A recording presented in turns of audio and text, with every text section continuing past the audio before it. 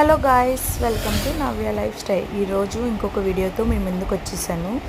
మేము ఊరికి వెళ్ళే దారిలో ఒక రైతు వాటర్ మిలన్స్ అమ్ముతున్నారు. కిలో 15 రూపాయలంట. ఎంత తక్కువ కదా. ఇదే బెంగళూరులో అయితే 40 రూపీస్ అంట కిలో. మీరే చెప్పండి, రైతే పండించి రైతే అమ్మితే ఎంత లాభం. రైతు ఇలా ఎంత లాభం వస్తుంది రైతే అమ్మితే.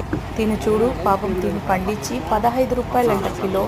రైతు ఎప్పుడు బాగుంటాడు.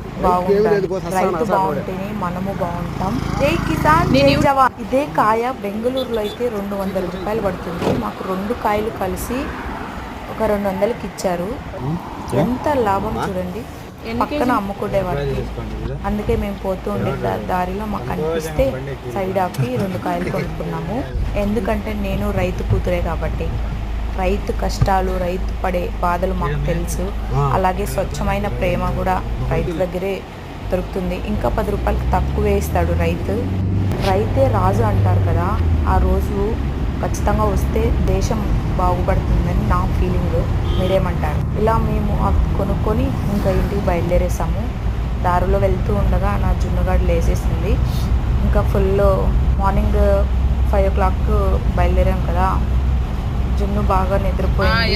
నాకు ఫుల్ ఆకలేస్తుంది. మధ్యలో ఎక్కడైనా హోటల్ ఉంటే, నాకు ఇక్కడ రోడ్ సైడ్ కట్టెల పొయ్యి మీద దోశలు పోసి తినడం చాలా ఇష్టము. మా ఊరి సైడ్ బాగా అమ్ముతారు. అక్కడ మా నాన్న నాపమని ఇంకా తినేసి ఇంకా మళ్ళీ బయలుదేరాము. ఆ వీడియో మిస్ అయింది, అది కూడా పెడదామనుకున్నాను, అది కూడా మిస్ అయిపోయింది. ఇలా వెళ్తూ ఉండగా గుర్రం కొండ, మీకు అందరికీ ఐడియా ఉందా? అది చూసారు కదా, ఆ కొండ గుర్రం కొండే.